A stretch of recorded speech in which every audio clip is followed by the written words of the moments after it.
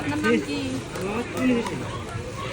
করে সিরাজগঞ্জের অতি জনপ্রিয় বিখ্যাত সলপের ঘোল আর মাঠা খাইবেন নাকি আসি আজকে হলো রোজার আগের দিন। রোজা থেকে আসলি পারে গোল গোল খাইবের হেল্লামানি না, খালি আইসা হইরা বয়া নিয়া জান এগলেনি। সেই জন্য চালাকি হইরা আগের দিন আসি যে খাইয়া দেয়া তারপরে নিয়া যামু। আমরা আসতে আসতে দুপুর পার হয়ে গেছে গা, এখন বাজে হলো 3টার সময় ওই যে আমার পাঁচতর দিয়া সলপ স্টেশনে চিত্রা ট্রেন চলে গেল গা। আইসা হইরা দেখি যে ব্যাক মানুষজন খাইবার গেছে গোল যারা বানায়। কইলাম জাল্লা ভিডিও নিমু, কয় যে খায়া দেয় আসলে আবার বানাইবো। সারাদিনই গোল বানায়, এত পরিমাণ গোল বানায়, সারা বাংলাদেশে এই সলপ থেকে গোল যায়। কইলাম যে অল্লাহ তাই, তালি তো দেখা না গে কত বড় ব্লেন্ডারে গোল বানায়, কে ভরা বানায়। ইনোজ ভাই কইলাম যে তাহলে ইনোজ ভাই আপনাদের লোকজন যেহেতু খাইবেরই গেছে, তাহলে আমাগরে 1 বোতল মাঠা আর 1 বোতল গোল দেন, আমরা ওল্লা বসে থেকে খাই। আমগর এলাকায় যারা গোল বানায় হ্যাগর গোল মেলা খাসি, কিন্তু আমাগর এই সিরাজগঞ্জের সলপের গোল বিখ্যাত গোল তো খাই নিংকে, মাঠা তো খাই নিংকে।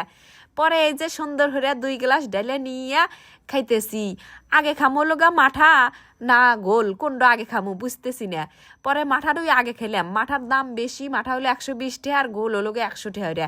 কইলাম যে বিসমিল্লাহ খাই দিই। প্রথমে মাঠা খাইলাম, তারপরে খাইলাম হলো গোল। খায়া দা মনে হইলো যে আগে যদি গোল খাইলাম মানে পরে যদি মাঠা খাইলাম মানে তালি তো ঠিক হইলে নি, উল্টা কাম হইরে হাইলে দিলাম। আমগর সিরাজগঞ্জের ঘোল মাঠা কিন্তু আসলেই বেস্ট, খুব সুস্বাদু।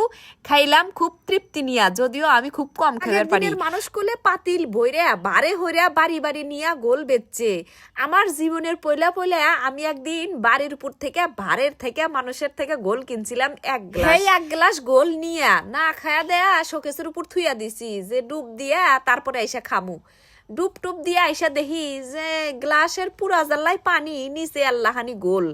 কেরে আমার গোল এবাকে পরে মাগ যা হুস করলাম যে গ্লাসে গোল থুয়া দিলাম, গোল নাই বয়া গেছে গা।